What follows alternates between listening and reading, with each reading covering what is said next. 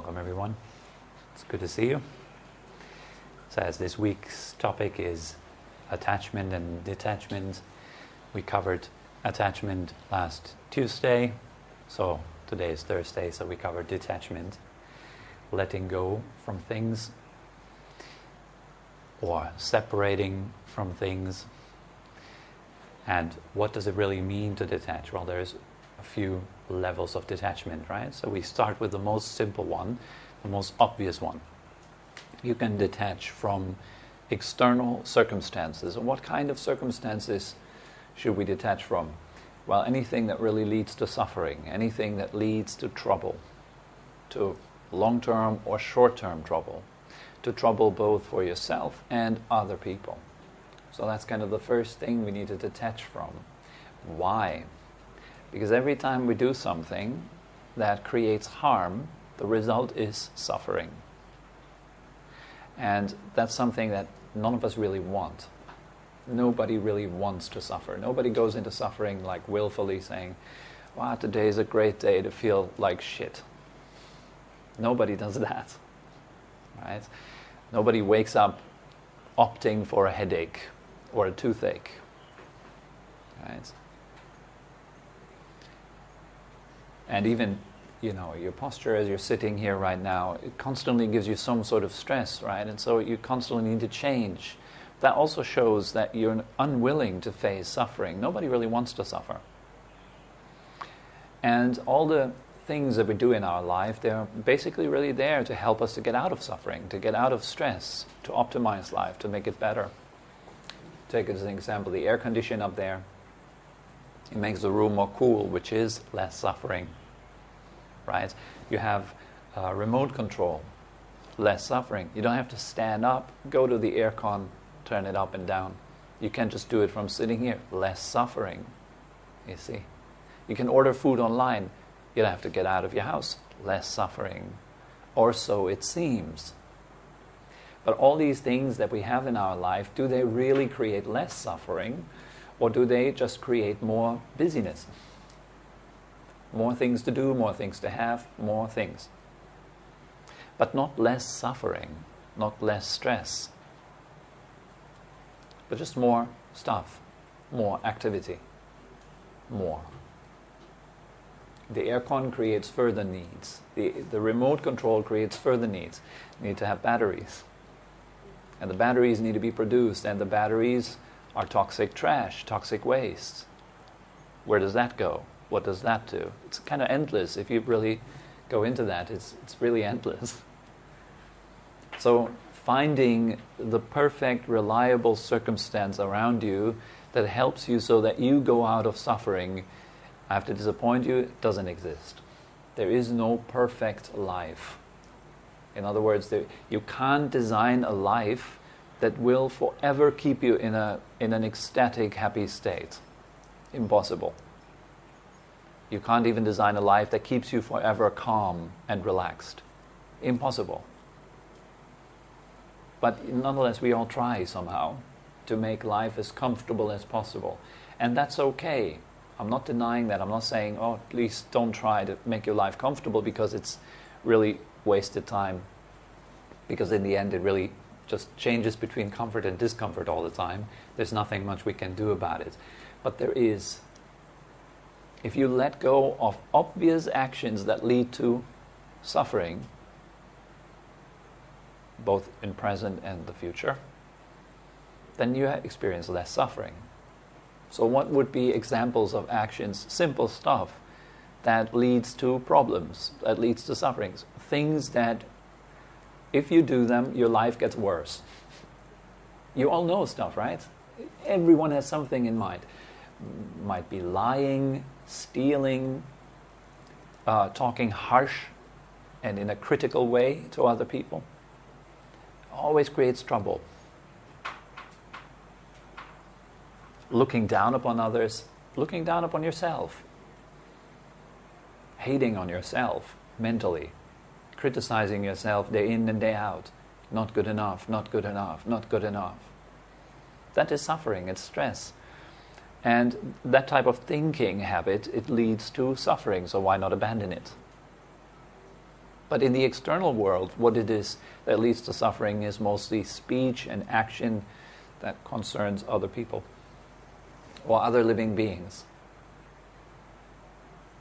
Can you avoid it? Can you make other people happy? No, you can't.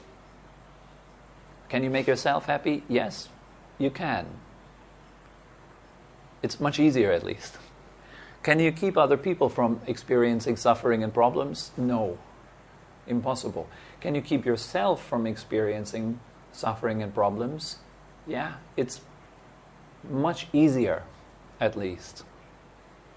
Trying to arrange the world around us is endless. But if you have to arrange it wisely. Let go of unskillful actions, such as stealing, lying, killing, harassing other people. In other words, be friendly, be kind, be generous, help others when they need help. Give if you can. Be honest if you can in speech and action. That also includes saying no. If other people are constantly asking for your help and you can't give it, then you need to learn to say no. There's people pleasers, for example, they don't know how to say no. So when people come to them and say, hey, can you do this? You're so great at doing this. Can you fix the clock up there? Can you fix my aircon? It's broken. You're so good at this technical stuff. Can you do it for me? And you're like, okay, but you don't really want to.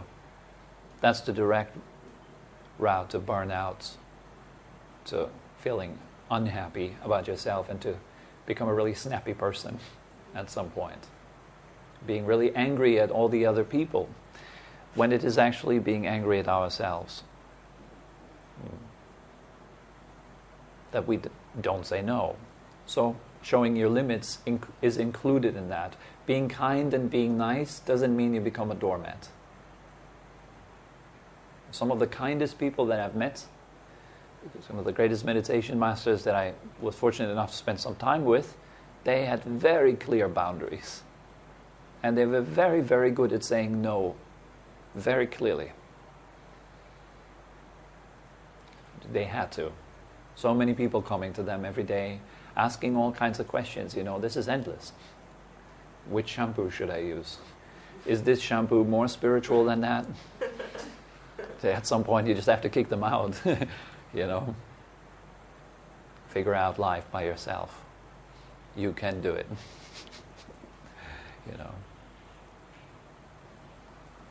So you have to learn how to say no. You have to show your limits, your boundaries. And be kind at the same time. Grow a little bit. If you feel like, I don't really want to do it, I don't really have time, sometimes it's good to still do it. Still be kind. Get out of your way a little bit. Help other people when they need help, when they ask for it. It makes you feel better in the long run. Kindness is very powerful. Practice it, cultivate it. There's so many great talks on how to cultivate kindness. This is not today's topic, so I'm not going into that. So, arrange external conditions, letting go of external unwholesome conditions. The first layer of detaching. Oh, an important one that's in that too is, who are you associating with? What kind of people do you hang out with? Detach from toxic people. Very, very important. Because nothing comes out of these relationships. Nothing beneficial. And we are all toxic to someone else. Also, please don't forget that. Every single one in this room is toxic to somebody else out there. Even though we don't like to think that, we would like to think, yeah, I need to let go of toxic people in my life. It's almost like as if toxic people are others. We are toxic to other people too. And they would have to manage themselves keeping a distance from us. It's just as important. Just don't hang out with people that waste your time. And instead seek out quality company. If you want to be good at meditation, well, hang out with people that are good at meditation. And you get good at meditation in no time.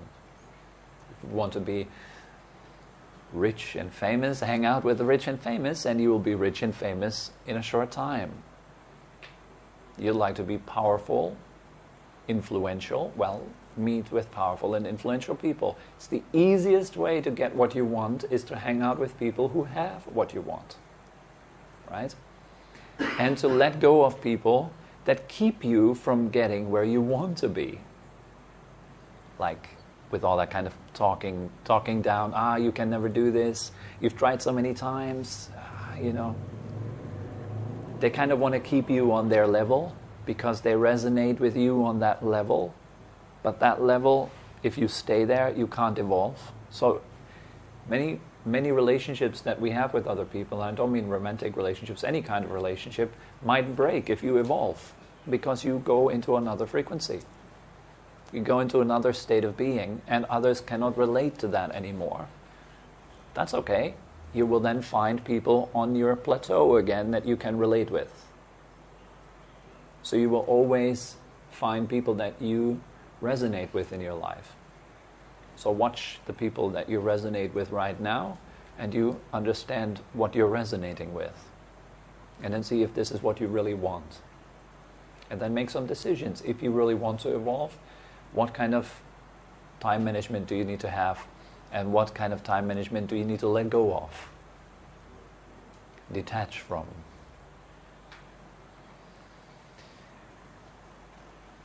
So that's just external stuff. Now we come to the internal stuff. Detaching from internal unwholesome states. For example, anger, frustration, depression, you name it, all this insomnia, all the stuff that you experience on the inside of your being that hurts you in the moment that you're experiencing it. Detach from it. It's like holding a hot coal. You want to detach from it because it's hot. But with emotions, it's quite a different thing. It looks like almost as if it had some purpose to hold that fire inside of you. Let's say you're angry. The anger wants to stay alive, so it has a reasoning to stay alive. It says, I must be here because... And so it can stay a little longer. It's almost like a demon, actually, that possesses your body. Anger. Jealousy. I don't want to go that far, really, but in my ideas, I would say maybe that's the demons that many of the priests were referring to when they say he was possessed by a demon. Maybe that was the original intent, Are you possessed by the demon of addiction? Are you possessed by the demon of conceit? Feeling superior to others. I'm so much better than all of you. And here are the reasons why I'm so much better than all of you. That is a demon. And has entered, and you see through its eyes, you look at a world. For example, if the demon of anger comes in, then you see a red hot world. Very unpleasant world. Like people around you are like strange and weird and annoying. But it's not people, trust me, it's you. And it's the filter that you're looking through at the world. It's not the world ever, actually. It's your perception of the world. And perceptions constantly change. You might be really, really happy, just fell in love, and you eat your favorite food and it tastes extra good. 2 months later, you break up. You eat your favorite food and it sucks. Is the fault in the food? Definitely not. It's cooked the same way by the same person, same favorite restaurant, it just doesn't taste good. It's because you are in a state that is seeing the world accordingly. Whatever state that you are in, that's the way the world will appear to you. If you're in a state of kindness and love and appreciation, you'll experience quite a nice world around you. It's a beautiful place to be. And if you are in a state of frustration and criticism and all that, you experience an according world as well. So how do we detach from unwholesome inner states? In other words, states that lead to long-term suffering and misery and stress. How do you detach from that? How do you let go from that? It's pretty simple. First of all, you make it seen. You see them. Have you seen The Exorcist or any Exorcist movie? If any of you have seen this Exorcist movie, then you might remember that what the priest does when they call the demon out of the possessed person, they ask for the demon's name. Tell me your name in the name of the Holy Father and Jesus Christ. Tell me who you are. And then the demon tries to kind of hide, and it doesn't want to say its name. And so it curses and it spits phlegm at the priest and all that kind of special effects. But that is this kind of thing. Your anger doesn't want to be seen. And it is very, very difficult for your emotional states to be seen. I think one of the most difficult feats of a human being is to see yourself. We can go to space, we can go to moon, we can fly airplanes and do all kinds of fancy stuff. But looking at ourselves, very, very hard. Most people don't. They avoid themselves. And nowadays we have tons of opportunities to avoid ourselves pretty efficiently. In fact, you don't have to pay attention to yourself at all if you don't want to. And then you do this meditation thing now. So this is about looking at yourself. It's about understanding how this machine here works. How does the mind work? How does it generate suffering out of thin air? How does the mind do it? So when the anger comes up, you have to look. You have to learn its ways. And you have to identify it. Anger. In some Thai traditions, when you practice meditation, what you do is you say what you are experiencing twice. Anger, anger. Thinking, thinking. Crying, crying. Undefinable emotion, undefinable emotion. Okay, so you want to label what you say. Call the demon by its name. Let's not call it demon anymore, it's a bit derogative. Maybe just say, call the state that you're in right now by its name. Know yourself. That's almost all of the work. That's 90% of the work. If you can stay within a knowing state, clearly seeing what you're going through right now and not touching it, just leaving it be, that's the challenge. That's the other 10%. Don't touch it. Don't do anything to your anger. Don't do anything to your sadness. And the tendency is huge to do something to it. How can I get rid of this feeling? How can I get rid of it? How can I get rid of it? Tobi said to look at it. Maybe that will help me get rid of it. You're still not in the right state. You're still not looking. You're still looking with an agenda. I'm looking so it goes away. Notice that. Because it's the state itself looking at itself.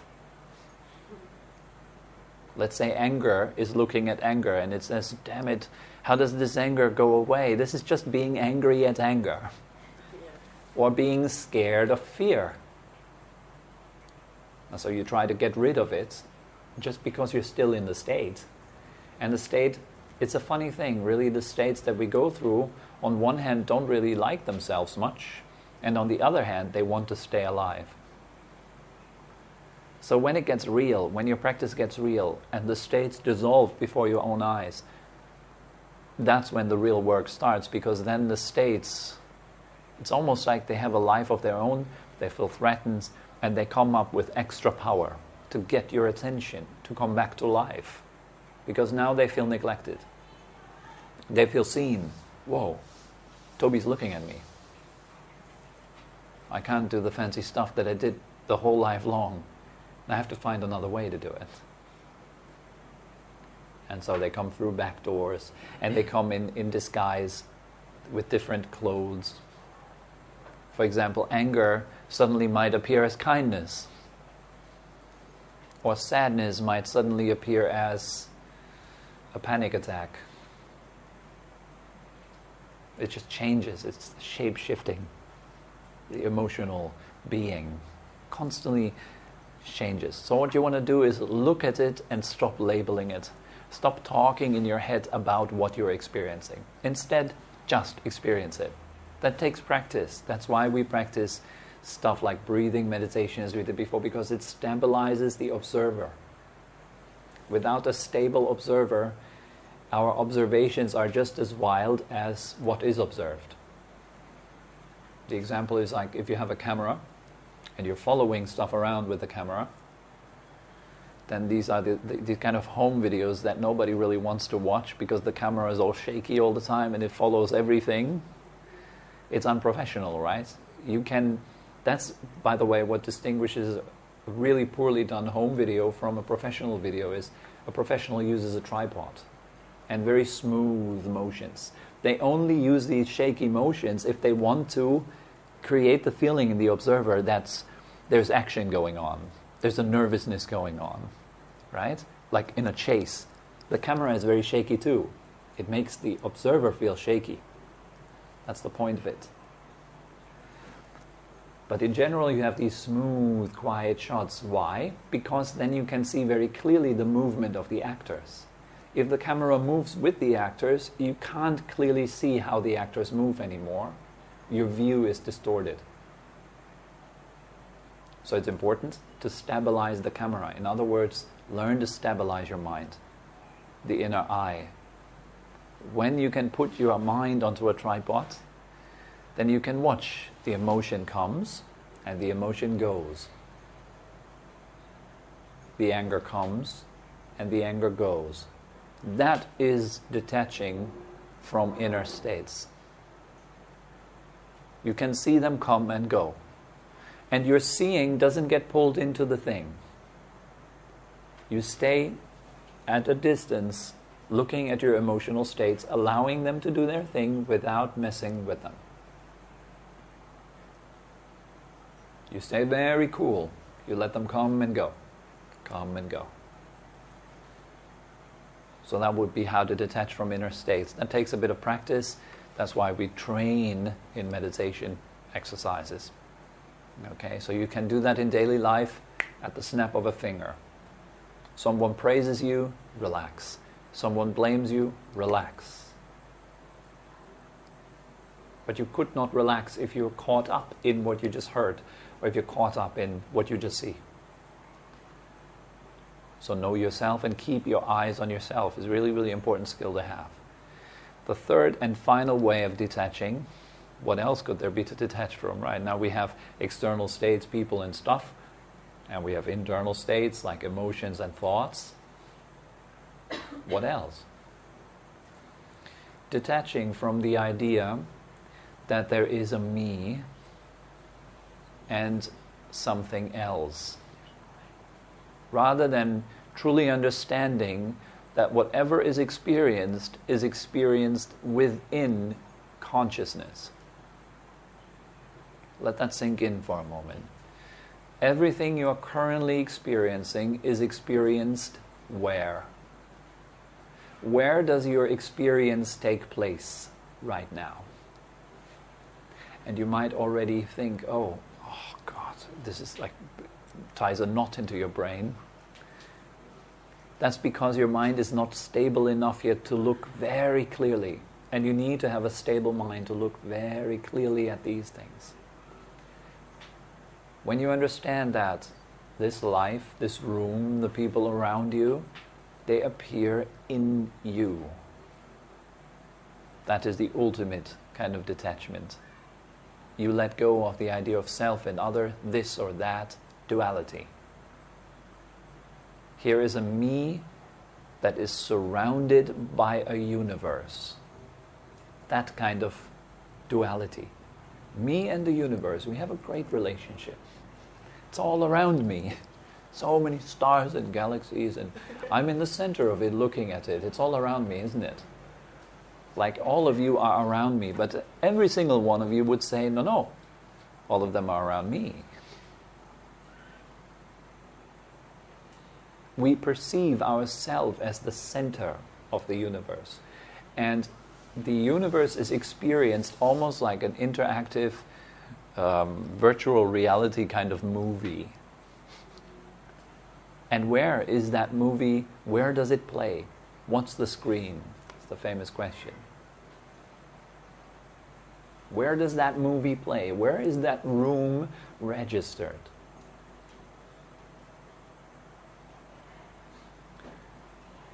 Some people say, I have so many thoughts all the time.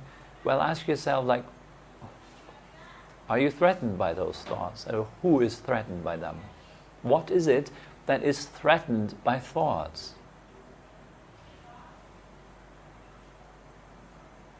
And then you have a lot of thoughts, so you must be aware that you have a lot of thoughts. You have a lot of thoughts in your heads. They talk all the time. So who is listening? Who's listening to the voice in your head?